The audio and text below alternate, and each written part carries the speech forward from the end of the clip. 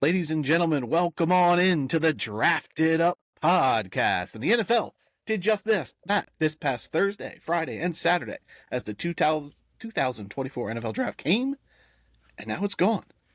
As always, you can follow us over on the Twitter machine at DraftedUp_pod. We're on YouTube, Spotify, Apple Podcasts, pretty much anywhere where you get your podcast or video stuff. Just search Drafted Up Podcast, like, subscribe, rate, review, all that good stuff. As always, I'm Theo. That's Nick, and today we're putting on our professor caps, and we're giving out draft grades for the AFC draft classes, and we're going to dive on in here to the conference. Next week, we're going to do the NFC, as we're going to give our thoughts on picks, favorite picks, value picks, picks we didn't like, all that good stuff.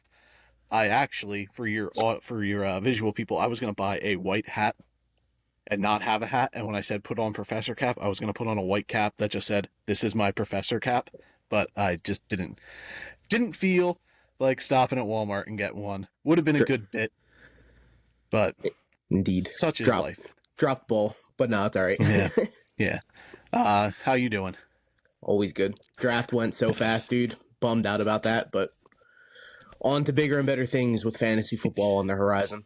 Yes, sir. Yeah, like putting in all the work. I feel like we haven't podcasted in like months because we were just grinding out episodes, and it's only been a week. It's been a little more than a week. I think we recorded on Tuesday last week. So, because I was thinking, I'm like, man, when was the last time we podcasted? But literally last week. Yep. Just a few days ago. It's been so busy, the draft, and I cannot wait to start grinding again eventually. Though it was nice to have a little time, just sit and enjoy the draft, watch the guys come in. And, some of the stuff we talked about that we were high on, like it happened and the NFL saw it the way we saw it, which is awesome vindication. And then there was stuff that we were like, oh no, this guy's like the dude, and he just fell. Like there is definitely a prime example of, this guy is elite of the elite, and then he fell in a second. But hey, man, I'm not turning my back on him. So nah, the draft is crazy. I love it. So like I said, today we're going to do the AFC draft classes. So we're going to do the AFC East, AFC North, Southwest, all those teams, and we're going to talk about all that good stuff. But we're going to start off with the AFC East. We'll start with the New England Patriots. You want to go first, or you want me to go? You can read their picks. It don't matter. Oh, yeah, I probably should do that. So the Patriots, in the first round, they took Drake May, the quarterback from North Carolina. Second round, they took Jalen Polk, wide receiver, Washington. Third round, Caden Wallace, offensive tackle, Penn State. Fourth round, Layden Robinson, offensive guard, Texas A&M. Fourth round, also 2 picks in the fourth, Javon Baker, wide receiver, Central Florida. Sixth round, they had 2 picks, Marcellus Dial, the cornerback from South Carolina, and Joe Milton, the quarterback from Tennessee. And in the 7th round, their final pick, Jaheim Bell, tight end, Florida State. All right. So what'd you give them? I gave them a B-. B-? All right. Do you want to go Y, or do you want me to go? Oh, yeah, I'll go. So my favorite pick for the Patriots was Drake May. That, he was top 5 on my big board. Get your franchise quarterback. My least favorite pick was Layden Robinson, the guard from Texas A&M. I had a 7th round grade on him, and they drafted him in the 4th. I didn't get it. Yeah. But like in terms of like all their picks, like I felt like I either really liked the pick, or I was just like, why'd they make that pick? Like, I love the Drake May pick. I like the Jalen Polk pick. I love the Javon Baker pick. I'm okay with the Joe Milton pick. Like, dart throw if he doesn't work out as a quarterback. Tight end him. I've been saying it for a while. Super athlete. I also love the Jaheim Bell pick. Like, the Patriots like those smaller, more versatile tight ends, so I'm intrigued to see what they do there with a 7th round guy. But back to Javon Baker. Did you hear what he said at his little like interview when he was drafted? Hell yeah, this dude. Completely out of pocket, but I love the mindset. I love the mindset. Yeah. For those who didn't reference, he was livid. He was heated that he didn't get picked till the 4th round, and he was just telling the fans that go to the games, like, get ready. I'm an exciting player. Like, get your popcorn ready. My plays make people in wheelchairs stand up. Love it. Absolutely love it. Yeah. I can't wait for someone to show up to New England in a wheelchair, and when he makes a touchdown, they just stand up. They stand up. Just love it. You probably can get in trouble for that.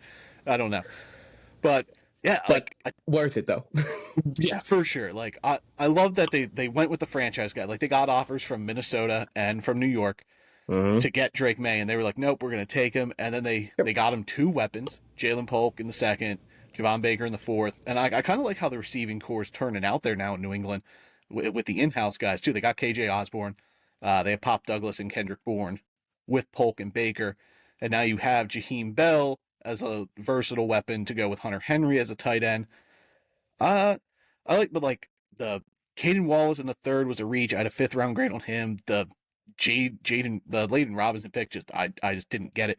Like those two just made no sense to me, and that's what really brought the grade down for them. Understandable. When I was doing the grades, I had a B grade on New England, and then I upped it to a B plus only because they didn't trade the pick. They stuck in at 3. Okay. They refused to trade the pick, which I said the whole time, if New England sticks with that pick, they're going to make the right call, and they did with Drake May. So Drake May lands in a spot he doesn't necessarily have to start week 1, which I kind of like. Yeah, he should sit. Yeah, Brissett could definitely start week 1, giving May the time he needs. I love the addition with both receivers being Polk and Baker. And Bell in the 7th is also a nice little addition for Drake May in the future. I do like Wallace in the 3rd.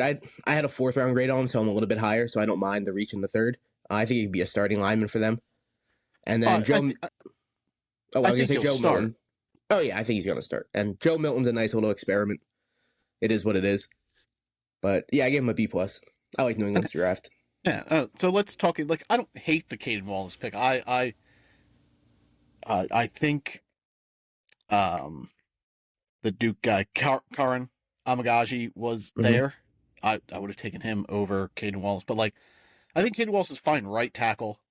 I just don't think he's, like, a left tackle, so, like, I'm worried about Drake May's protection, because, like, I also don't like Layden Robinson, and New England's line in general, not strong. Like, it's not that... I think Caden Wallace is a replaceable starter, but I think he can start. Yeah, I think he's going to be, like, a low-end starter. Yeah. But getting Drake May and the receivers for Drake May in the future, good future draft for New England. I dig it. Yeah, they're getting May weapons, so I like that part. It was more the Layden Robinson pick that I just didn't get it. Definitely very questionable. I will definitely agree to that. Yeah, and Marcellus Dial, he's a developmental corner, maybe nickelback, going to be a special teamer if he makes the team. All right, you good on the Patriots? You want to move on? Let's move on. All right, the New York Jets. They had in their first round, they drafted Olu Fashanu, the offensive tackle from Penn State. 3rd round, they drafted Malachi Corley, wide receiver, Western Kentucky. 4th round, Braylon Allen, running back from Wisconsin. 3 picks in the 5th round, Jordan Travis, the quarterback from Florida State. Isaiah Davis, the running back from South Dakota State. And Quantez Stiggers, the cornerback from the Toronto Argonauts in the CFL. And then Mr. Irrelevant, final pick of the draft, Jalen Key, the safety from Alabama. Why don't you go on the Jets? What did you think? I gave him the same grade as the Patriots. I gave him a B+. They got a nice tackle to protect Rodgers. I'm going to love the Malachi Corley pick. I love how he fits into the Jets style. He's going to be a very productive guy. Rodgers loves to dip the ball out to receivers and let them cook. And none better than Corley in this draft class. I do like the Braylon Allen pick. I think he's going to add a nice change of pace to Breece Hall there. But I do not like the Isaiah Davis pick. I do like Isaiah Davis as a prospect. I'm not trying to say that. I don't like it at all because they have Izzy Abanikanda, who I was extremely high on last year. So one of them's not going to make the team, I don't think. I don't think they're going to roll with all 4. And I would assume it's going to be Abanikanda, which I don't understand. I don't get it. Yeah. But hey, man, I'll take him. I love the Quantez Stingers pick. I was high on him all draft process. I love his story. And for him to have his name called on draft day is fucking awesome, dude. I love it. And again, with the Joe Milton pick, I don't hate the Jordan Travis pick for the Jets. He's a developmental quarterback. He gets to sit behind Rodgers, so throw a dart at it and see what happens. I think the bigger thing for Jordan Travis is he gets to sit behind Tyrod Taylor. I think that's for sure. more of the career path Jordan Travis is likely to have. And his skill set is similar to Tyrod's, way less mobile. But I was not as high on the Jets draft class as you were. I gave it a C+. Oh. Olufashinu was my favorite pick from the class. They had to get Rodgers a tackle because, Tyron Smith and Morgan Moses, they're not going to hold down the fort forever. And Tyron Smith hasn't played more than 10 games in 15 years. Yeah. I agree on Isaiah Davis. That was my least favorite pick. And same stance. I love Isaiah Davis.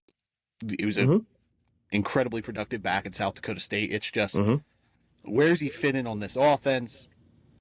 He can do return stuff, but so can Abanaconda. So really, one of them's going to get the axe. I can't see them carrying 4 running backs. Yeah, no, I agree. So, but I do like Corley's fit there. Like you said, Rodgers does love dumping off the ball, and I think Corley kind of can fill in that Randall Cobb role that Aaron Rodgers kind of values, that smaller, slot, just catch and go kind of guy. I wish they also drafted a more traditional wide receiver as well, because Mike Williams is probably going to get hurt. He always does. After that, they don't have... Is Alan Lazard still on the team? He would be the other receiver. Couldn't tell you. Yeah. And either I love the Braylon Allen pick. He's a perfect complement to Breece Hall. The Quantez Stiger story, really cool. I think he can develop into a steady nickel corner in New York, but I think he's going to be a dog on special teams right off the bat. Jordan Travis, fine pick. You could pick him apart. He's incredibly inaccurate at times in college, just sometimes forced throws, which is why I think teams were lower, or pundits were lower on Keon Coleman and Johnny Wilson, was because Jordan Travis, not as good of a quarterback as NFL guys are going to be. But fine developmental third string type guy. Jalen Key, I didn't watch, so I can't really comment on him.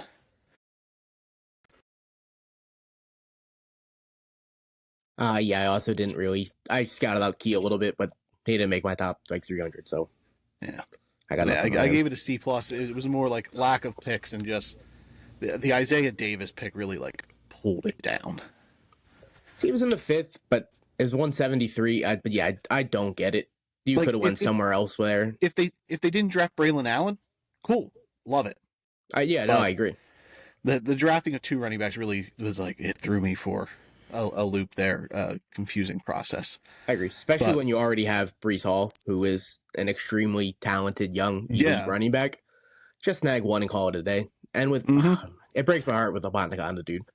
Yeah, Davis and Abanaconda, both guys I really like. One of them's probably not on the team, and we'll see how the offseason goes for one of those guys if they move on. Speaking of moving on, we're going to go to the Dolphins here. Their draft class. First round, they took Chop Robinson, the edge rusher from Penn State. Second round, Patrick Paul, offensive tackle from Houston.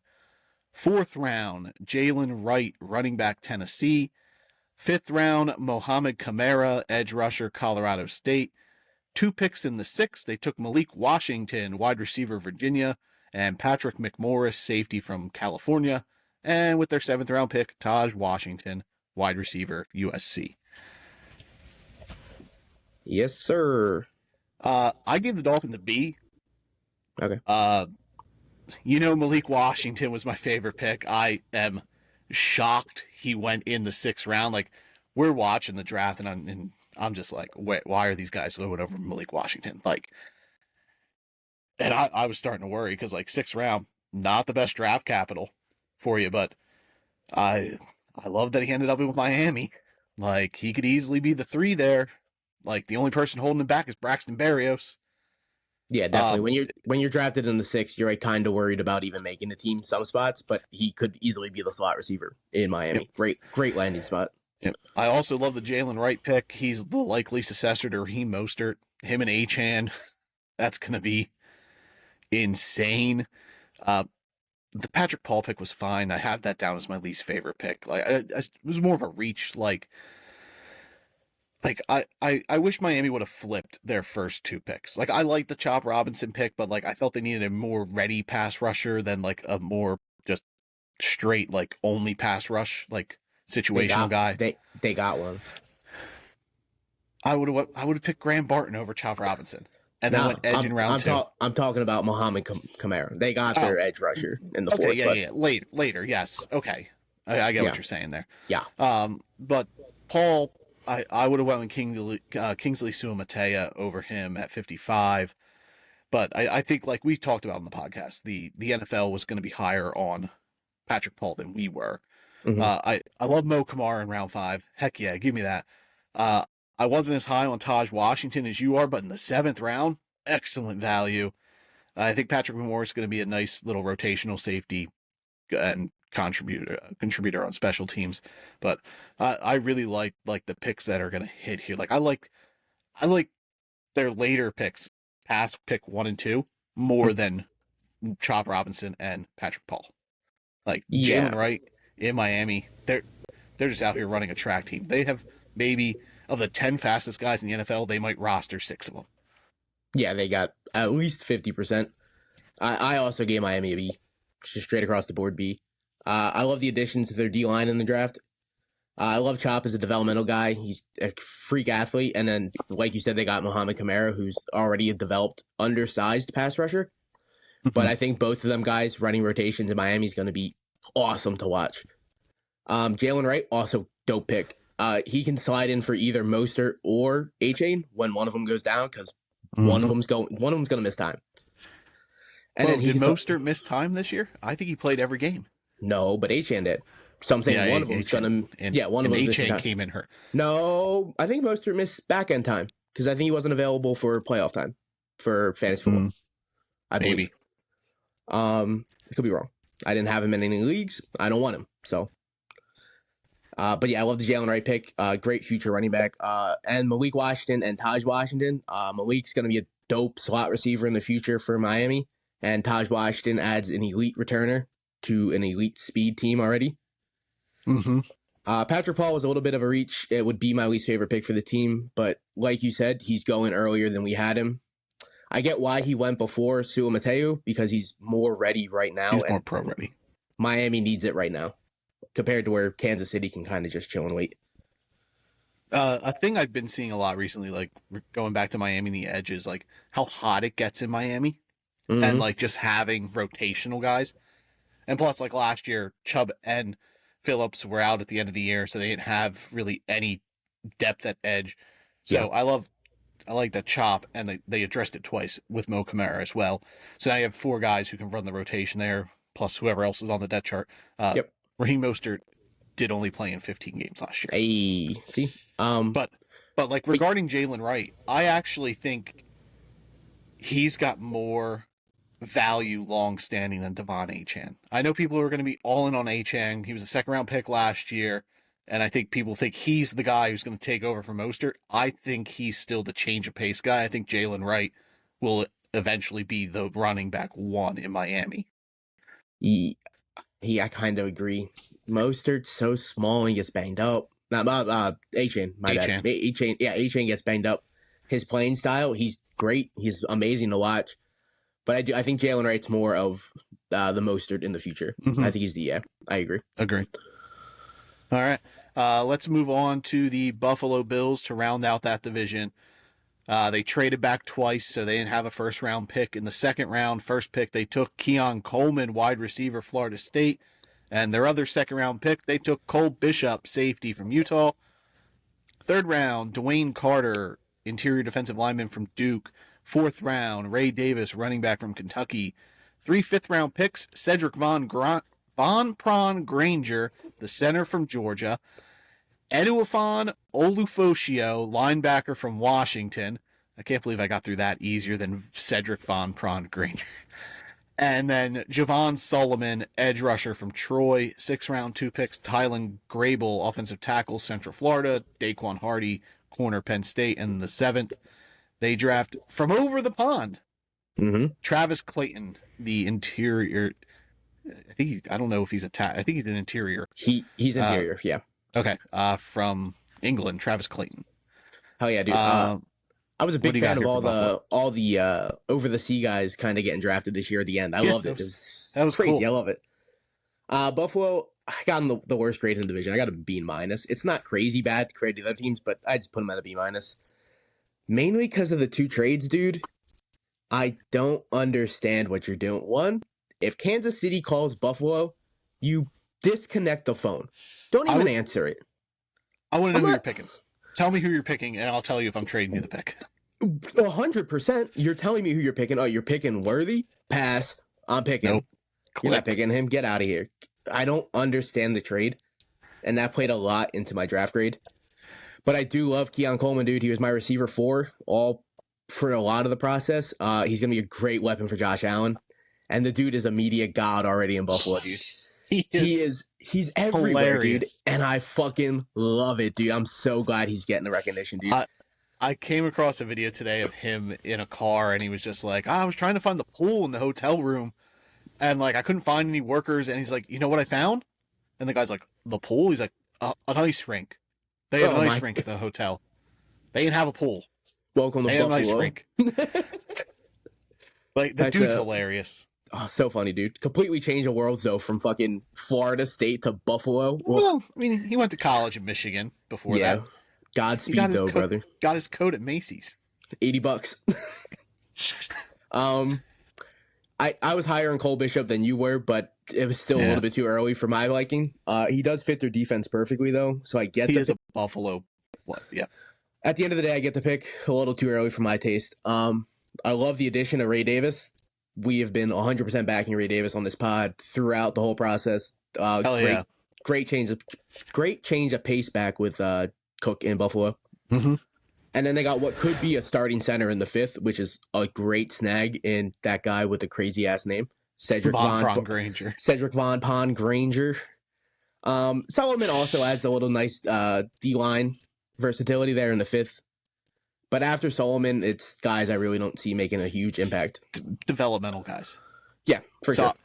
I actually had a draftable grade on Tylen Grable, so I was really stoked to see him go. I also like Daquan Hardy a bit through the process, so I like that. But developmental guys, Daquan Hardy could develop into a nickel guy down the line. Mm-hmm. Javon Solomon was actually my favorite pick.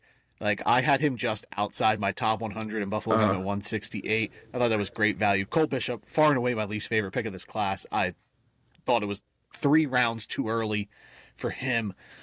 I had a 5th round grade, dude. 5th round grade. He wasn't even in my top 10 safeties, dude. I know, you wasn't, yeah. I don't get it. That's crazy. Yep. So I did give Buffalo a C, also the lowest grade in the class in the NFC East. Glad we agree on that. I didn't understand the trade back with Kansas City, and that did play somewhat. The Carolina trade I get, it's like whatever. I like the Keon Coleman pick in the 2nd. I know people are just like, Josh Allen doesn't throw contested passes, blah blah blah. But Josh Allen's a pro quarterback, like he can adapt his game, and also Jordan Travis was just throwing Keon Coleman shit. Like half of those shouldn't have even counted as targets; they were just bad throws. Josh Allen is going to get this guy the ball. Buffalo's been looking for a big wide receiver. Keon Coleman fits the bill. Like, I love that combo.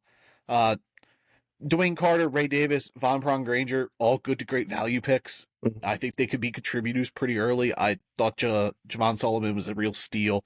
Olafacio's those athletic linebackers that Buffalo likes. I think he's going to be a really good special teams player, and then rotated. And like I said, Grable, Hardy, Clayton, nice little developmental pieces.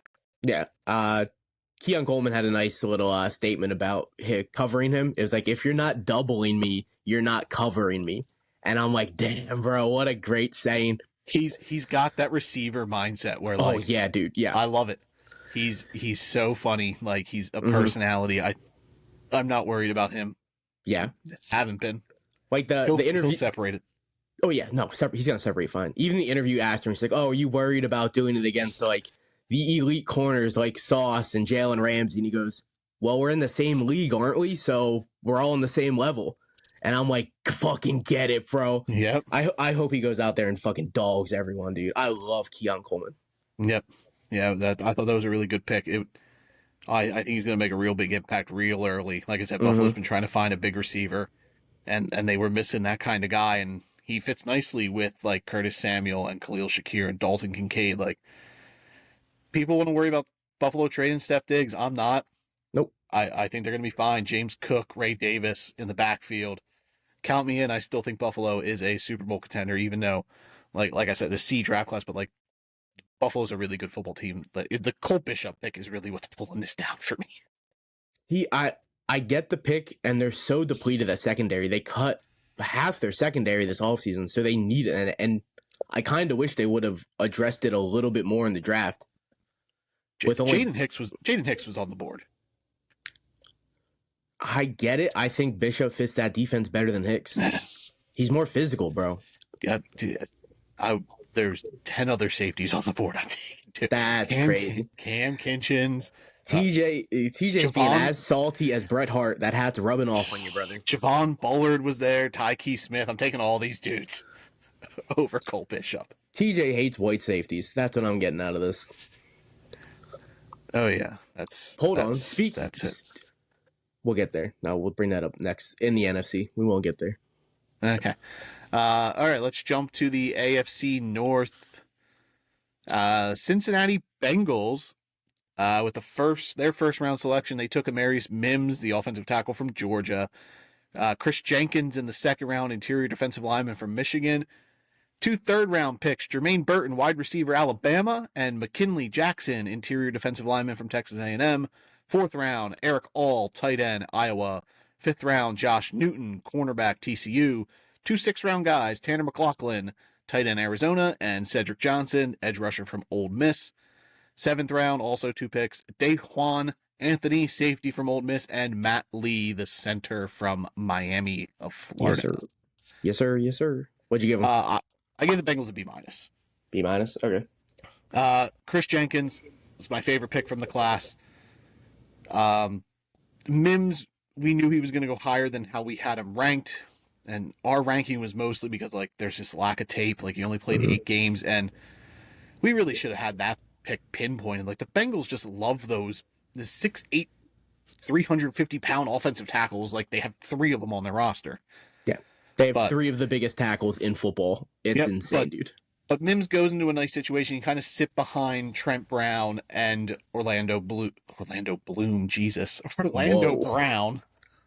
Good God. And, I mean, Trent Brown's probably not going to hold up for a whole year, so Mims is going to get playing time this year. But, like, the Bengals finally did it. They addressed the offensive line. They got some protection for Joe Burrow. So I like that more than I liked the Mims pick. But, like, Mims has insane upside.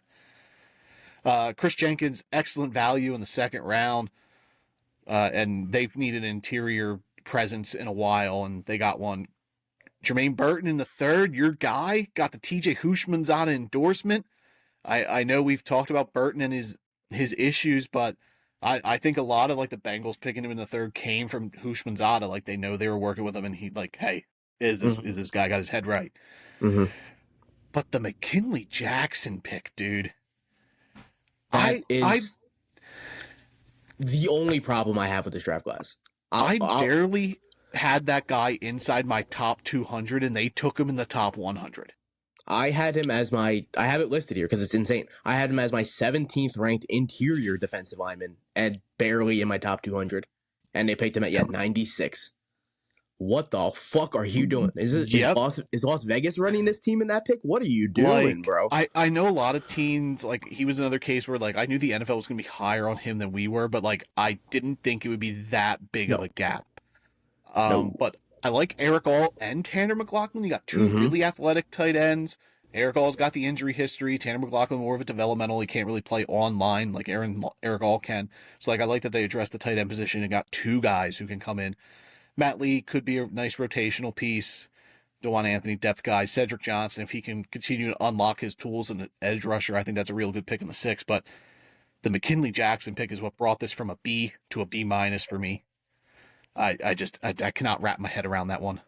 Because considering, like, you already drafted an interior guy the round before in Chris Jenkins.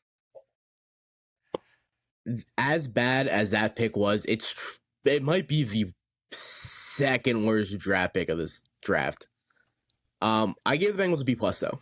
I do like their draft class a lot. I like Mims. He's the perfect O-lineman, offensive tackle for the Bengals. On the podcast, we've talked about Chris Jenkins a whole bunch, and I would go to war with that guy. I would let that guy lead me any place in this world, and I would follow that guy. Fun fact about little Chris Jenkins. He's big. Ashley, my fiance, is a Bengals fan, and she texted me. She's like, if I adopt a rookie this year, Chris Jenkins is my guy. Smart. Last year it was Andre Yoshivas, and this year I was like, why? She's like, I don't know. She's like, just feeling it. Chris Jenkins. Big Chris Jenkins guy, smart Ash. But let me sway you on Jermaine Burton, Ash. My boy, baby. I'm so happy that the NFL realized how talented this dude was. And the endorsement from Hushman's of the Cincinnati. And he got to make the pick. He went in the top 100, dude. It was a phenomenal moment for him. Hushman's of the Bengals. He just needs to keep his shit together. And I really think he will. And he landed in the perfect spot, dude. Like, if T. Higgins happens to bounce mid-season or next season to free agents, Burton can slide in and be that elite number 2 for Cincinnati. Yep. I love that pick, dude. You brought up Eric All and Tanner McLaughlin. I love both of them. I think they're going to be an awesome tight end duo in Cincy. Josh Norman, dude, he's going to compete for a job for sure. I didn't even mention Josh Newton. Summer scouting legend, Josh Newton. I love Josh Newton. He's a dog. He's going to compete for a job in Cincy. And Matt Lee's also a really nice pick in the 7th. He's going to be a good rotation guy, like you said. The one bad pick, dude, though, Mackenzie Jackson is holding this class back from being an A. I will say this division has 3 of my highest grades in the draft. Cincinnati being a B+ tied with a bunch of teams. But I have two A's in the AFC, and they're both in this division. And everything we haven't talked about draft grades at all. We haven't talked about after the draft at all. So everything we're doing here is I love on reactions. Fly. Yeah. So the Bengals are setting up their receiving crew nicely for the future. Last year they drafted Yoshivas and Charlie Jones, and now Tyler Boyd looks like he's out of the picture. We could be losing T. Higgins here next year probably. So now you'll have Jermaine Burton taking over for him. So you're gonna have Chase Burton, Yoshivas Jones. Like, the Bengals are starting to adapt that, get a year ahead of the process. Yeah. For it. And the Bengals, like you said, the 2 tight ends, they loved running a rotation. They had like 6 different tight ends, and some of it was due to injury, but like they've never been a set like 1 tight end team. So no, yeah, they got 2 guys who have like Tanner McLaughlin, more of a receiver, Eric All, more of a balanced guy. Like, I think that's a good tandem there. But yeah, like I said, McKinley Jackson, I don't get it. I ain't about it. It. But Josh Newton, it slipped my mind. I don't even know if I said his name. Did I say his name? I did. I think you did. I think so. Okay. But dog, baby, great pick. Great pick. I love Josh Newton. Yeah. I had a 4th round grade on him, so they got value there too. Cincy killer draft, for sure. All right, next up, the Pittsburgh Steelers. 1st round, Troy Fatanu, offensive tackle from Washington. 2nd round, Zach Frazier, center from West Virginia. 2/3, they drafted the Wilsons. Roman Wilson, wide receiver, Michigan. Peyton Wilson, linebacker, North Carolina State. 4th round, Mason McCormick, offensive guard from South Dakota State. And 2 6th rounds to round out the class, Logan Lee, the defensive lineman from Iowa, and Ryan Watts, the defensive back from Texas. Looks like Watts is probably going to switch to safety. But this class isn't flashy. It's kind of boring. It's a Steelers draft, but highest rated draft class in the AFC for me. Yeah. Yes, sir. Good to great value at every pick. I gave it an A, obviously, if it was my highest graded class. They're setting up for whoever the future quarterback is with that rebuild offensive line. Broderick Jones last year, Fatanu, Frazier this year, maybe even Mason McCormick. They got a pinpoint replacement for Deontay Johnson and Roman Wilson. If Peyton Wilson stays healthy, getting him at 98, steal. For my worst pick, I put Ryan Watts. He needs to sure up his tackling, but I had an undrafted grade on him. But Logan Lee's a good rotational piece. He can play interior, he can play a little outside, put his hand in the dirt. Or it's a really, really good draft class. I can, any flaw I can have is nitpicking. Troy Fatanu being there at 20, ridiculous. Him and Broderick Jones, unbelievable. Zach Frazier in the middle, that is a gritty, nasty offensive line. I'm in. Pittsburgh, good job. Good job, Amazing. Pittsburgh. All the mocks we did, we usually just kind of happen to slide Graham Barton in there only because he's fucking Fatanu's not there. He's just not. He wasn't available. And then somehow in the real draft, he fell to 20 to Pittsburgh. What are we doing? Yeah. Great upgrade on the offensive line around 1 and 2. With getting Troy Fatanu and Zach Frazier, they're going to be Steelers for the next decade, without a doubt. Roman Wilson's such a great football player. He's going to fit into that locker room and destroy any type of practice they have coming. He's such a Steeler, dude. I love that pick. Hopefully he can keep George Pickens in line. He's going to be really good, too, with Pickens, dude. And, yeah, Pickens is going to try to do – he's a big old bully out there. I love Pickens, though. And Peyton Wilson, though, come on, dude. He could be the best linebacker in this draft class if he's healthy. Like, yeah, he doesn't have any fucking Achilles or whatever his problem is. But everything. He's a dog, Shoulders. Dude. That's true. Boy's banged up constantly. And adding Mason McCormick in the 4th, I love it. They didn't stray away from what Pittsburgh does, and they're like, we're just gonna get. It doesn't matter what quarterback they field next year, being Russ or Fields. Shit, they can go out and sign a bum, dude, and that guy's not getting sacked. He's not getting touched. They'll still win 9 games. Crazy, bro. I love it, dude. A+. I gave it an A+. It's the only A+ in the AFC.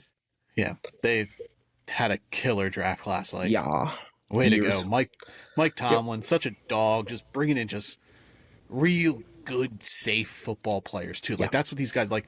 These are high floor guys, and I hate that term, but like they're also real good ceiling guys too. Like I think they have possibly 4 dudes who could start tomorrow for that team in Roman 100%.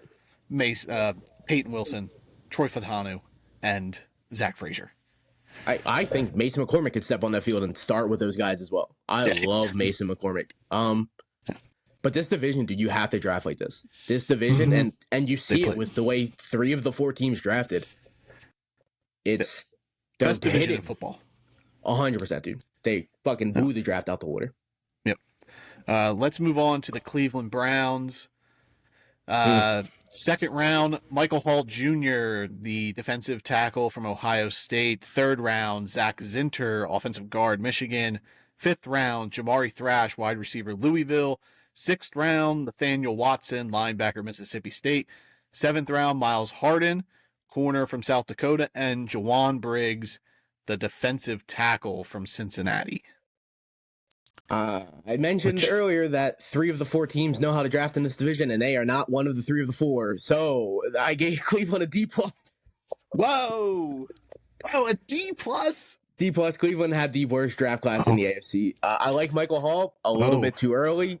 Zach Zinter is going to be a nice interior in a few years, but and Jamari Trash, I like him a lot. I had him ranked as a 5th round guy, so that's probably my favorite pick of theirs.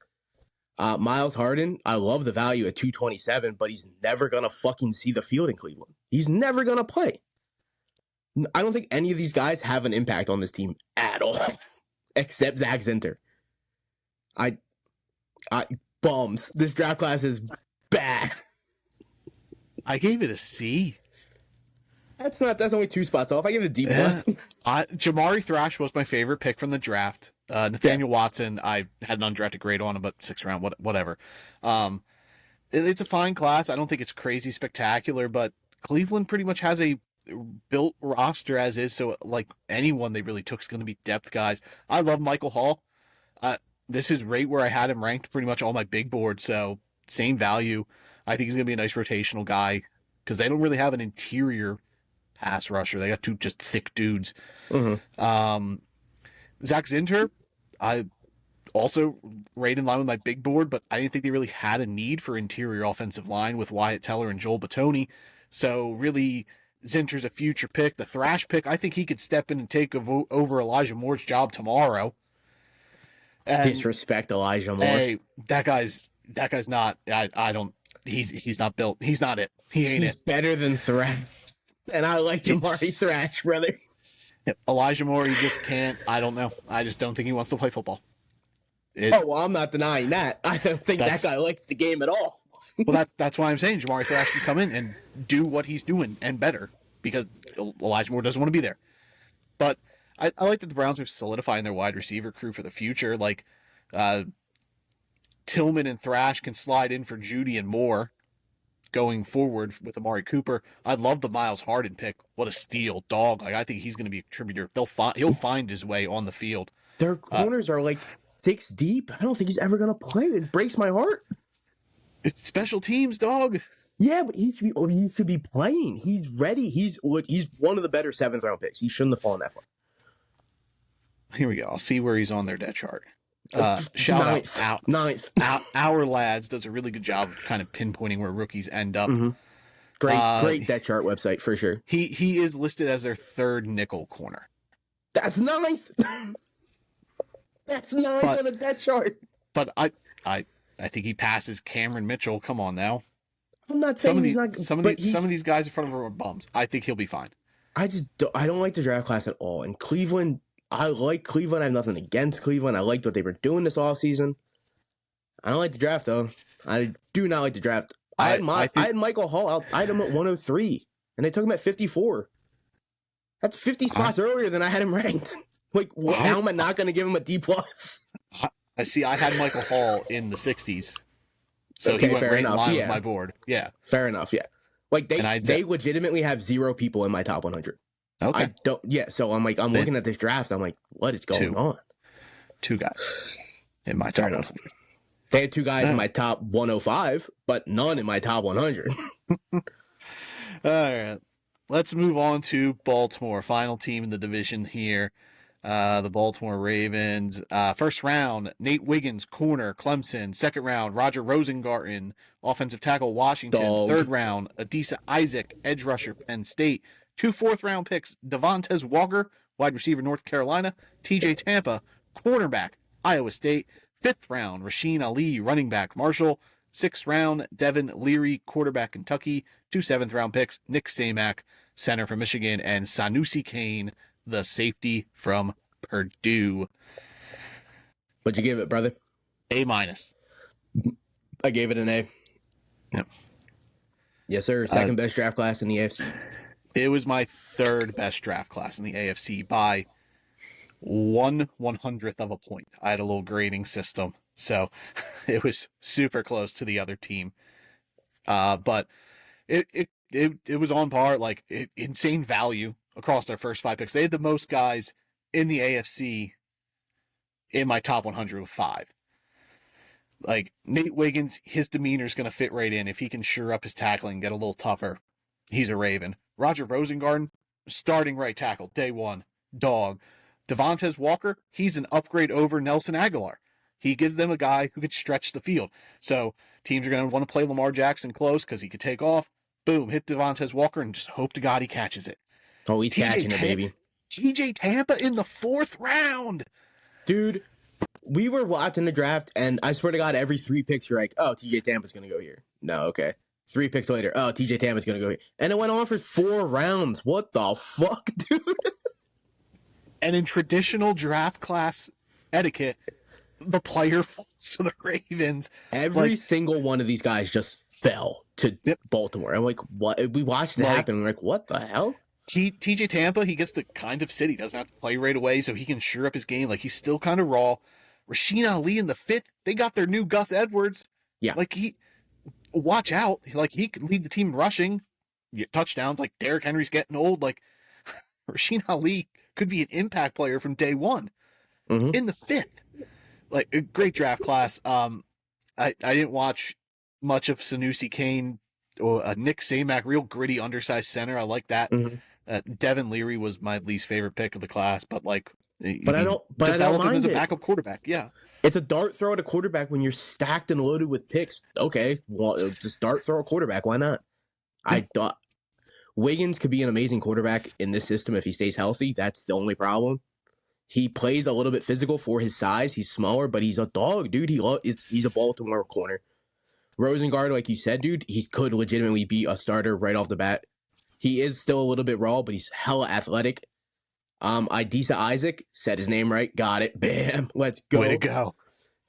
Great speed on the outside. He outproduced Chop at Penn State. And so, like, I'm not comparing him, but he's old. And he's your classic, like, Ravens edge rusher. Yeah. Like, it's amazing. Fucking Tez Walker and TJ Tampa in the 4th. Tez is going to be the field stretcher, like you said. Tampa can chill. I have that said because Nate Wiggins is drafted in the first. You're not weak at corner. Yep. And you might have drafted your 2 future corners in the same draft. Mm-hmm. By the way, you also got a right tackle. You got a good edge rusher. You might have drafted your future running back because we both love Rashid Ali. Mm-hmm.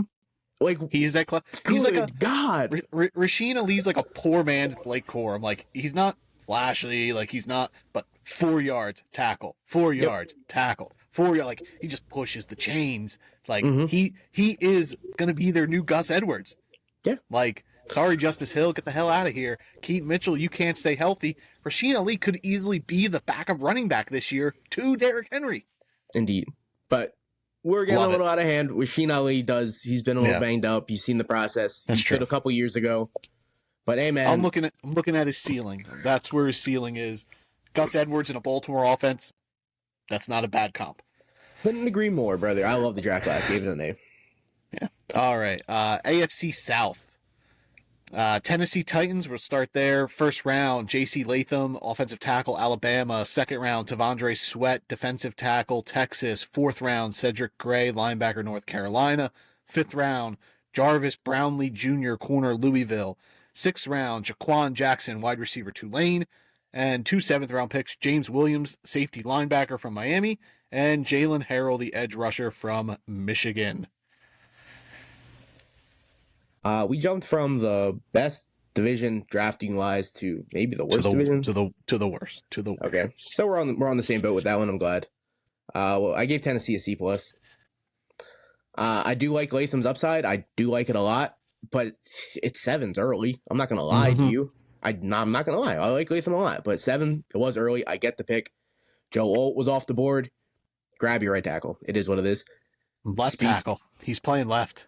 They're playing him at left. They're playing him at left. Whoa.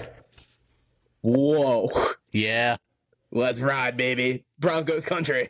Let's ride. Hey, I mean, he gets to play next to Peter Skoronski, so Skoronski can kind of help him with his flaws. Like, I don't mind trying him out there if he works. Hey, you got your left tackle at 7. Cool. That's if not, true. You could put him at right tackle. You could put him at right guard.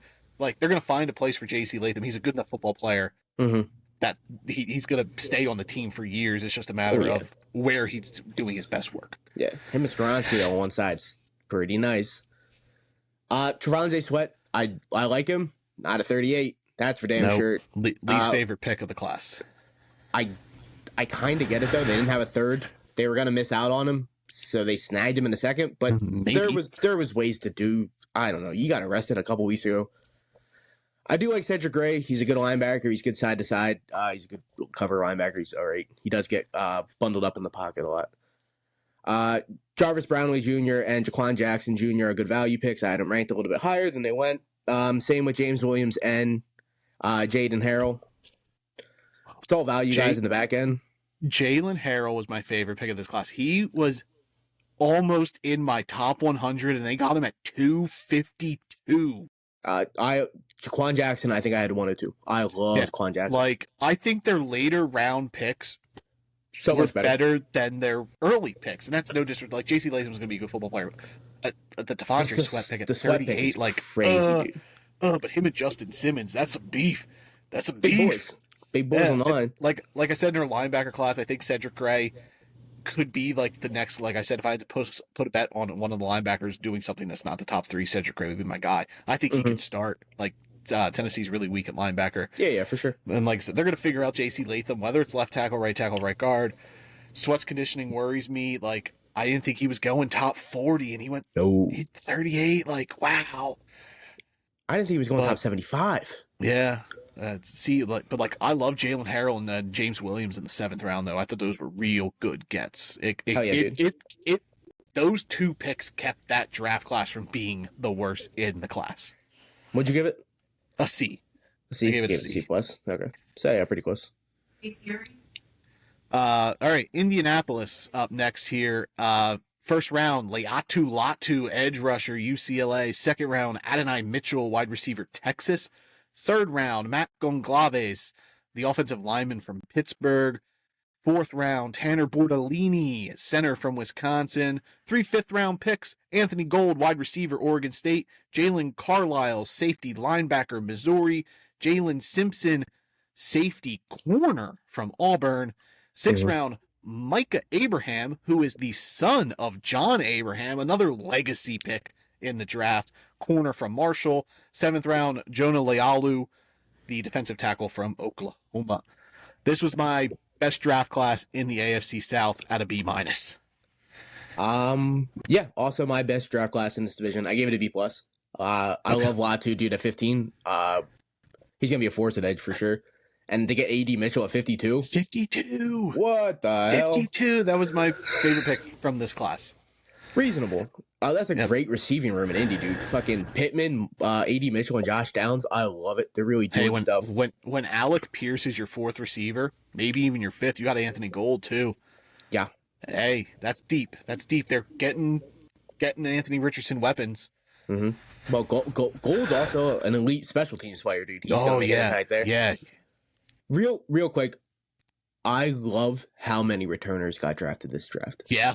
Yeah, the NFL's valuing the new kick return rules. The whole kick return rules, dude, it changed it. So many returners got drafted this year. It's players that weren't drafted for years. Yeah. None of these guys would have been drafted, and it changes lives, dude. It changes lives. Nope. I love it. What really brought this draft class down for me was the fact that they didn't address a corner till the 5th round. Yeah. Like they needed corners, and they drafted Jalen Simpson, who is listed on the depth chart as a corner. He played safety in college. And then Micah Abraham. Like, that was really my biggest worry. But, like, A.D. Mitchell and Latu, you couldn't book a more perfect start to your draft. I thought they did reach a little on Maconglaves. I had him 40 spots lower than his draft position. I like the Tanner Bortolini pick in the 4th round. I think he could play guard center, kind of just be a rotational piece, good filling guy if someone gets hurt. Anthony Gold in the 5th, he was a top 20 wide receiver for me. Going to be a real good special teams guy. He's got a similar skill set to Josh Downs. So if Josh Downs goes down, Anthony Gold could easily slide in that role. A.D. Mitchell probably takes over Alec Pierce's role in the offense as the field stretcher. Really solid draft class. Had they drafted a corner maybe in the 3rd, we might be looking at a B+ to an A for me. But B- not bad. I do like the Tanner Bortolini pick more than the Mac and the Alves pick based on where they went. I had them ranked pretty evenly, so they get Bortolini later than Alves. And they did address the secondary, but it was very late. Too late for my liking. Understandable. Yep. All right, Jacksonville. 1st round, they traded back and they drafted Brian Thomas Jr., wide receiver, LSU. 2nd round, Mason Smith, defensive tackle, LSU. 3rd round, Jerrion Jones, corner, Florida State. 2 4th-round picks, Javon Foster, offensive tackle from Missouri. Jordan Jefferson, defensive tackle, LSU. Deontay Prince and Keelan Robinson, they were their 5th-round picks. Prince is a corner from Ole Miss. Robinson was the backup running back to Jonathan Brooks at Texas. 6th round, Cam Little, kicker, Arkansas. And 7th round, Miles Cole, edge rusher, Texas Tech. What you give the Jags? The more I hear this draft class, dude, the more I fucking hate it. I hate it. It's so fucking bad. But I couldn't statistically make it worse than Cleveland's because they had 2 people in my top 100. Brian Thomas Jr. is in my top 100, and Jerrion Jones, cornerback, also in my top 100. But by God, I hate this draft class, dude. Mason Smith, I told you he was going early, and it still blew my mind. He went top 50. What the fuck? What, 48? And then Jordan Jefferson, that guy's a bum. He was my 3rd ranked LSU interior lineman, and he's a bum. Hey, they drafted 2 of them. Yeah, they might as well drafted fucking what's his name? Makai Wingo, who was in the 6th round. I can't believe he was the latest one to go with the group. He's leaps and bounds better than Jordan Jefferson. He was my number 1 ranked guy from that crew. Reasonable. And he went in the 6th round. 100% reasonable. My favorite pick here would be Jerrion Jones, cornerback. The 3rd, he's a good compliment, but I think they should have went corner 1. It's just kind of the Indy scenario for you. I think they should. Nope. Terrion Arnold was on the board. They should have went Terrion Arnold over Brian Thomas Jr. He's literally Gabe Davis, and they have Gabe Davis. They have 2 Gabe Davis. He's better than Gabe Davis. He's not. Brian Thomas Jr., far and away my favorite pick of this draft. This draft class was 3 people. 3 people, and it was Brian Thomas Jr., it was Jerrion Jones. Javon Foster's a really good offensive tackle. I think he's a good... You didn't even mention Cam Little, their best pick. Their kicker. He's a Their kicker. best pick is a kicker. TJ. He's a kicker. It's not. My kicker won. So what are we talking about here? He was not my kicker one. he was my kicker too. But I think Brian Thomas Jr. opens up this offense for Trevor Lawrence more than any player that they currently have. Like I think we could be looking at a 5,000-yard season from Trevor Lawrence. I think Brian Thomas Jr. is a 1,000-yard guy. That's a bold thing to say on a podcast. You know I love him. Someone clip it. PTJ, Rookie of the Year. Oh no, I meant the Trevor Lawrence 5,000 yards. Oh, he might have. Hey, don't look at me right in the eyes. Brian Thomas Jr. might have 1,000 yards, but it doesn't mean shit to me because all of these Jacksonville bum ass receivers have had 1,000 yards before, being like DJ Shark. And these guys just don't amount to anything. They're Brian bums, Thomas Jr. is different. He's different. He's not. This draft class was confusing. Like. It's crazy. Their draft class. Mason Smith and Jordan Jefferson, Keelan Robinson. You took a backup running back. Like there was other running backs on the board. I would have taken over him. Miles Cole is a Jaguar through and through. Like Trent Baalke, I can't believe didn't take him earlier in the first. Like Cam Little's a fine pick. He's a kicker, but I'm not gonna fret too much about that. Like I worry this draft class lacks impact players, sans BTJ and Jerry and Jones. Like I think Javon Foster's a good rotational guy, like a good save. Like your tackle gets hurt, I think Javon Foster will be fine. Stopgap. But some of the guys, I just don't get. Javon Foster he's a nice depth to the O-line. I have that written. Mason Smith's a good experiment. So is Jordan Jefferson. So is Miles. Their whole draft is just coin flips. Jaguars love trait guys. It's crazy. It's insane. Jags, they need to learn how to draft. They were able to trade back and get BTJ. I'm locked in. I think that was a great pick. What'd you give them? A C+. Okay, I gave him a C-. All right. The Houston Texans. 2 second-round picks. Kamari Lassiter, corner from Georgia, and Blake Fisher, offensive tackle, Notre Dame. 3rd round, Kalen Bullock, safety, USC. 4th round, Kate Stover, tight end, Oregon, Ohio State. 6th round, 2 picks, Jamal Hill, linebacker, Oregon, running back, Jawar Jordan, Louisville. 3 7th round guys, Salomon Bird, edge rusher, USC, Marcus Harris, interior defensive lineman, Auburn, Ladarius Henderson, offensive guard, Michigan. This is my D draft. D+. D+? D+. I gave it a C. I really wish they had a 1st round pick. The mindset to trade a 1st this year for a 2nd next year in a draft class that's not going to be nearly as stacked does not make sense to me whatsoever. Nope. But they're lacking in, like, there's not guys that are going to like change the game here. Kamari Lassiter's a huge question mark at corner. He's not a good athlete. So it's a whole question if he's going to be able to transition. Blake Fisher, I had right outside my top 100. I'm not that big. He's got strong hands, but I do love. He was Kalen in my Bullock. top 100. I like Kalen Bullock and Cade Stover. I had both of them guys in my top 100. You hate Kalen Bullock. And then the 6th and 7th round draft picks, I really don't. They're all fucking developmental guys. Kalen Bullock, though, as much as I love him, I don't get why he went there. D'Amico Ryans, he's not a D'Amico Ryans guy. He wants physical dudes, and you drafted a guy who you got to worry about his size and his tackling ability. Like, he's a great ball hawk. I get it, but I just don't like that pick. There was only 2 picks I liked. I liked Lassiter. I like Fisher. Oh, Kate Stover, because I forgot about it. I like Kate Stover a lot, yeah. Kate Stover is the perfect backup to Dalton Schultz. Kate Stover is Dalton Schultz. Yeah. Not athletic, sure. but super reliable tight end. But Kate Stover ain't moving the needle, dog. No. That's Kamari my problem with this draft class. Could be good. Sure.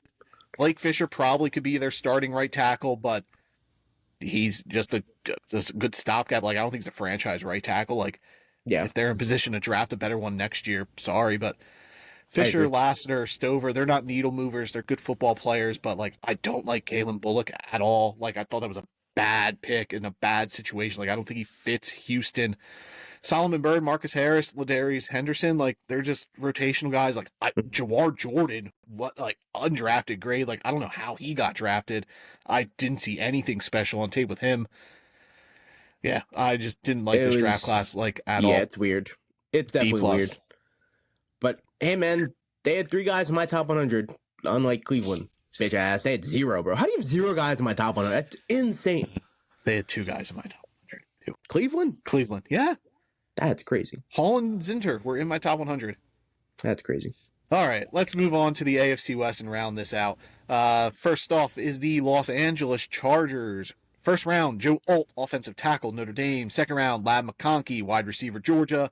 Third round, pick 69, very nice, Junior Colson, linebacker, Michigan.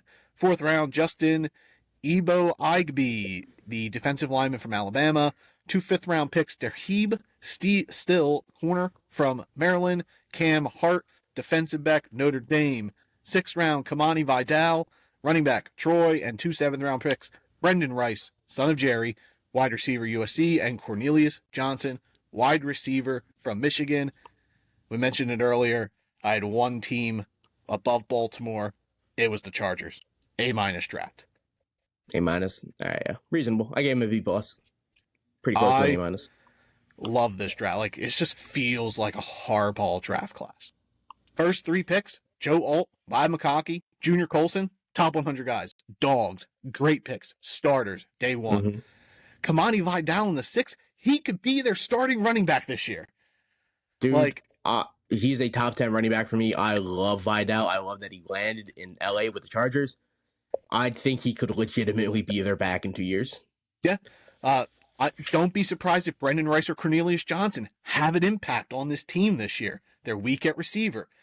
Justin Ebo Igby, he's fine. Like, he barely made I didn't have him in my top 175, and he almost went top 100, but he was a little bit early. Rotational guy, but yeah. He wasn't the guy. Like, he was my least favorite pick from the class, but Cam Hart in the 5th, like, he could start. He could be their starting corner tomorrow, and it'd be incredibly productive. Yeah, I like the Cam Hart pick a little bit more than the Tarheeb Still pick, but I like both of them, adding both to the secondary. Dude, they got Junior Colson, dude. Junior Colson's gonna lead that defense through hell and war, dude. Harbaugh knows what kind of guy he got in Colson, and to get him at 69, he was brother. One of his 2 Michigan guys, only 2. Yeah, only 2. Cornelius Johnson. Surprise. And we haven't even mentioned Ladd yet, dude. They got Ladd. Yeah. That he's going to be like the Keenan Allen of that offense. Like, he's always going to be open no matter what. That's the kind of routes he runs. Yep. And with Herbert, dude, Herbert's going to fall in love with Ladd instantly, dude. Yep. It's going to be a combo. I love Malik Neighbors, but had they gone Malik Neighbors at 5 and then took a tackle in the 2nd, this draft class not as good. No. And Malik Neighbors was my number 3 ranked prospect. But yeah, they got the best alignment in the draft, dude. Like, yep, impact players at so many spots in this draft class, and I think like there's a world like I think 6 of these dudes could be productive contributors to this team this season. Yeah, and like you said, Ladd's going to be amazing, and then I also think either Brandon Rice or Cornelius Johnson's going to have a tiny little role in this offense. Mm-hmm. They're both pretty similar and like big body guys, and Quentin Johnson was not it last year. The first you round got to pick. light a fire under that dude's ass. He's got to show guys out there, show his worth. Yep. Yeah, have him compete there because he didn't show last year. Hell yeah, dude. B+ for sure. You gave an A-. A- for me. Denver, first round. Bo Nix, quarterback, Oregon. Third round. Jonah Ellis, edge rusher, Utah. Fourth round. Troy Franklin, wide receiver, Oregon. 2 fifth-round picks. Chris Abrams-Drain, corner, Missouri. Audric Estime, running back, Notre Dame. 2 seventh-round guys, Devon Vale, wide receiver, Utah. And Nick Gargiulio, the center from South Carolina. What'd you give the Broncos? They didn't have a lot to work with, and I gave it a B-, man. I don't hate it. I get Bo Nix went early. He wasn't the 12th best player in this draft whatsoever. I wasn't even near it. But I get it. You need a quarterback in a division with Herbert and Mahomes.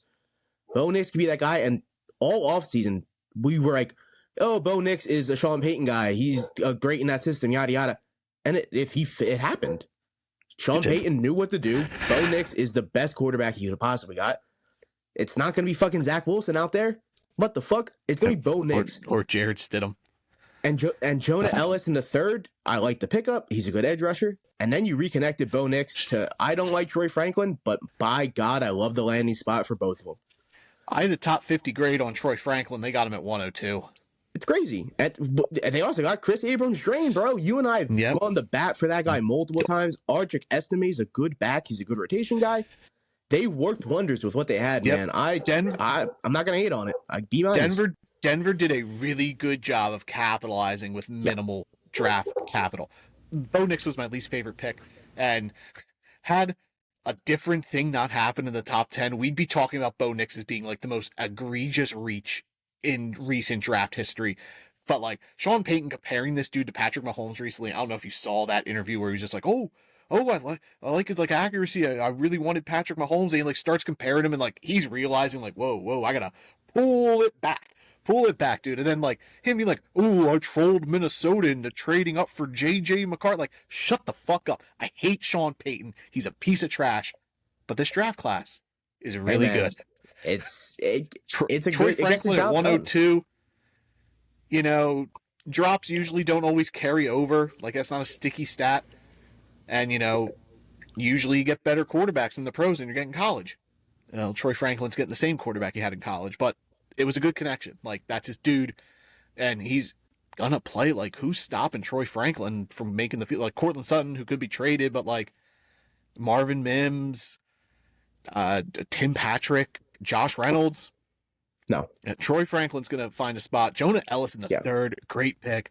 Going to be a good rotational edge rusher. We love Chris Abrams-Drain here. I think he could start opposite Patrick Surtain. Yes, sir. Audric Estime, I'd be a little worried if I'm Javonte Williams that my job might be. Like, they love Jaleel McLaughlin. I don't think there's a place anymore for Samaje Perine. I think he gets the axe, and we're going to see Williams, McLaughlin, and Estime as the running backs there. But hate Sean Payton. Love the draft class. Solid B. Hell yeah, dude. Nice. I figured you were going to be pretty well in Denver's draft, so I'm glad to hear that for sure. Yeah. All right. Las Vegas Raiders. First round, Brock Bowers, tight end, Georgia. Second round, Jackson Powers Johnson, center guard. They announced him as guard, Oregon. Delmar Glaze, offensive tackle, Maryland in the third. Fourth round, DeCamarion Richardson, corner, Mississippi State. Fifth round, Tommy Eichenberg, linebacker from Ohio State. Sixth round, Dylan Lobby, running back from New Hampshire. And then 2 7th-round picks, Trey Taylor, safety, Air Force, and MJ Devonshire, the corner from Pittsburgh. I gave this a B-. B-? All right. Yeah, I gave it a B. I like that. I like the draft class. Brock Bowers at 13. Great. Dude, he's gonna make any quarterback happy, dude. Yep. Like whatever quarterback. People are just, they drafted Michael Mayer last year. Different players. Like Michael Mayer, they're gonna be on the field together. Like 100%. Brock Bowers is gonna be like more of their slot guy. Yeah. Like I really think Minshew or whichever mustache is playing back there. They're gonna have JPJ in the second, great value. I know there's injury concerns, so we'll see where that goes. But guard center gives you versatility there. DeCamarion Richardson, that dude's fast. I think he could be their starting corner from day one. Tommy Eichenberg and Dylan Lobby, those are Antonio Pierce picks. Like he's gonna love those guys. Dude, I love the Eichenberg, Dylan Lobby, and Trey Taylor picks, dude. I love all three of them. Mm-hmm. It's kind of funny how you skipped a pick there, TJ. Pretty funny. Does Oakland have an AI Al Davis who just makes one pick per draft, and that's how we're getting Delmar Glaze in the third round? Dude, I've never seen a team time travel for one pick to 07 and draft a guy from the 7th round in the what the fuck happened there? Classic Raiders. They just have to do it. It's in remembrance. R.I.P. Al Davis. Here's your pick, dog. Instead of pouring one out for the homies, they drafted an undrafted guy in the third. What a strange pick. Like he really pulled this down. Like if they could have snagged someone good there, dude, they could have been a B+, A- draft for like, sure. Realistically, if they wanted Glaze, like say they took Glaze in the 5th, took DeCamarion in the 3rd, took Tommy Eichenberg in the 4th, Glaze in the 5th. Yeah, I'm looking at this from a much different perspective. It's probably a B+. 100%. But I don't get Delmar it. Glaze in the top 100. Crazy, What bro. a world. But JPJ, I love that. Brock Bowers, I think, is going to do wonders in Vegas. Hell yeah, dude. Eichenberg, real Antonio Pierce type guy. Like, I think there's a place where he either steps in right away or earns his job partway through the season and just contributes. Dylan Lobby, good special teams guy, good change of pace guy. I don't think he's going to threaten Zamir White's job too much. Trey Taylor, MJ Devonshire, good value guys at the 7th round. They could be contributors on special teams. But yeah, B-. Vegas did all right. Yeah, it was an okay draft. They hit where they needed to, except on Delmar. But it's a good draft for Antonio Pierce. I'm glad to see it happen. Yeah. Final team, the Kansas City Chiefs. I almost just skipped going over their class. First round, they traded up Xavier Worthy, wide receiver, Texas. Second round, traded up from the Niners. Drafted Kingsley Suamatia, the offensive tackle from BYU. 2-4, Jared Wiley, tight end, TCU. And Jaden Hicks, safety, Washington State. 5th round, Hunter Norzad, center, Penn State. 6th round, Kamal Haddon, corner, Tennessee. And 7th round, CJ Hansen, offensive guard, Holy Cross. Yes, sir. What'd you get the Chiefs? Gave it a B+. It's a good Kansas City draft. Same. Is that what you gave it? B+? Yep. Nice. I thought about giving them an A+ just because they got Buffalo to trade with them. I honestly did. I'm like, the Niners makes that's fine. They're out. Like, you got your team. They just beat you in the Super Bowl. That is true. A team that can never beat you. And you're just like, here's a receiver for you. Please, sir, may I have some more? What the hell? That was the best possible spit for Worthy, too. I didn't have him ranked nearly as high as you went. No. But it was talked about all the last month. We had it in the mock. Yeah, we had it. Worthy's going to land in Kansas City or Miami were the two teams that were brought up, and one of them happened, and it's going to be fun to watch, dude. I hope he balls out. I want nothing but best for him. Sumateo went where I had around projected. He's a good projection line. But not this guy. You had him right. Hella high. Good offensive tackle in the next few years for sure. He needs a little bit of work. Jared Wiley adds some nice future to the tight end room. I like the pick, even with signing Kelsey to a 2-year deal a couple days ago. Mm-hmm. The value of Jaden Hicks at 133, dude, is crazy. He was my third ranked safety and a easy top 100 guy for me. Hunter Norzad and Kamali Harden are also good late round value guys. It's a good draft pick for Kansas City. Norzad was in my top 120, so great pick there. Good backup to Creed Humphrey. Jaden Hicks, great value, top 100 guy. I had Kingsley Suamatia at 32 on my big board. They got him at 63. What? And the Niners just hand gifted him a position they needed, which also didn't make sense. Jared Wiley, great second option to Travis Kelce. Similar skill set. Xavier Worthy was a reach, but he's going to be a guy who Andy Reid's going to scheme touches and open up the vertical presence with Kansas City was lacking. Yeah. They haven't been a vertical team the last few years. So just let's give the Chiefs another dynamic playmaker, whatever. Kamal Hayden played really good last year till he hurt his shoulder, and that's just been his thing. Like, he can't stay healthy, but hey, 6th round flyer. I'm here for it. Rock solid. Sure. Kansas City classic draft class, like B+ there for them. For sure, dude. It's crazy how you can like look at these elite teams being like Kansas City, Baltimore, Pittsburgh, and it's not even a question on why they're always good. Yeah, it's right here in front of us. It's every year why these teams are good. They're drafting like this. Like, it's never the best draft class, but it's always like consistently like there's not a lot of misses. Tier, though. Yeah, for sure. They know what they're doing. Their scouting departments are through the roofs. You seen it with Kansas City a couple years ago. They got Pacheco in like the 5th or the 6th, and the dude he's could be a Pro Bowl running back this year. Yep. The draft is so much fun to watch, and if you know what you're looking for, you can really see why these teams are always good, dude. It's so much fun. Yep. I'm glad we're not doing NFC grades because we did talk about doing both on because we're at a long one and we just finished the AFC. So next week we're going to record up, do our NFC draft grades. I do want to touch base on our mock real quick. We did our 7-round mock. We completed it. Of the 257 guys drafted, we only had 38 guys in our mock who were undrafted, so pretty good hit rate. We had 83 guys in the draft that landed in the exact round that they were picked in. So I went and looked at Dane Bugler's mock, who's over the Athletic, great draft analyst. He does the whole draft guide, top 400. He did a 7-round mock. He had 95 guys in the right round, so he did beat us there by a decent amount, but he's an actual analyst. We're just a couch scout. And he had 33 of his 257 go undrafted, so pretty similar. little humble brag on our end. You know, we are pretty good at this stuff. Maybe we do know what we're talking about. Yeah, yeah. But I'm not trying to brag, but like I looked at it as more as like vindication. Like, hey, like these people who are really really good at their job, we're seeing it mostly the same way they are. For sure. And for us, this was our first 7-round mock. We did just the two of us. Our buddy helped us out with the one previously. So really, it's only our second 7-round mock. First, you and I. And for us to get half-ass close to arguably the best mock guy in the game, like, what are we talking about here, dude? Like, we had 28 of the 32 guys that went first round. He had 27. He had 17 more of in the the 30. first. Yep, he had 17 of the 32 in the second. We had 18.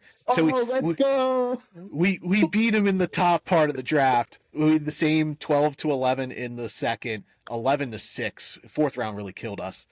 10-11 in the fifth, 9-8 in the sixth, 8, and then seventh round we had two guys. But hey, man, like, if we put that work into the back end like we did that first end, dude. Yep. Hey, we're crushing it. Hell yeah, dude. I love to hear it, dude. We put a lot of work into it, so it's we did. It paid nice. off, and it feels really good, and it makes me want to keep going forward with this. Like I was worried, like we just bomb, and then this would just fizzle out. For sure. Yeah. Thank you guys for supporting the pod. Like, we appreciate everything you do, listening to all the episodes and any feedback and whatnot that you give us. Next week, we're going to record the NFC draft grades. And then our 2 episodes after that, we're going to do our quarterback and running back rookie dynasty rankings for fantasy football. And then the episode after that, we're going to do wide receiver and tight end dynasty fantasy rankings for football as we start to ease into the fantasy football season. We'll probably do divisional previews then after that. Have some fun with it. Guys, yeah, dude. It's a long one. Sorry we kind of rambled on, but like this is the first we've really got to dive into the draft classes together. Like we watched the draft together and just kind of went on our own way for the rest of the weekend. Yep. So this is like the first we've talked fully about the class. So I knew we were going to run a little long. NFC, I can't wait to talk about that. We got our own teams there. So excited, brother. Yeah. Arguably the craziest thing in draft the last decade in the NFC, and I cannot wait to talk about it. Cannot wait to talk about that. Guys, Twitter @draftedUp_pod, YouTube, Spotify, Apple, Drafted Up Podcast. Like, subscribe, rate, review, all that stuff. We love you guys. Thank you as always. Stay alert, stay alive out there. Drafted Up. It's a good day to be alive. Thank you for listening to the Drafted Up Podcast. Adios. Bye.